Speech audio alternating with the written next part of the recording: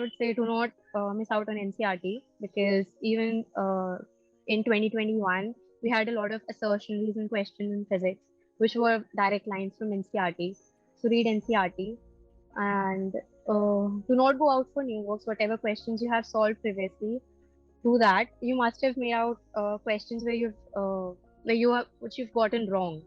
So take out those questions that you had gotten wrong in your previous in your year or your 2 years, 11, 12, or the drop year, and solve them again.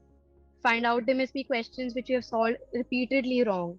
Go back and read that concept. And if you can, make a notebook and whatever questions in these last 2 months you're solving, and write down those questions you're solving wrong, and go back and read the concept. And during the last week, only solve those questions that you had gotten wrong. So actually, these are the questions where you're a little weak, or maybe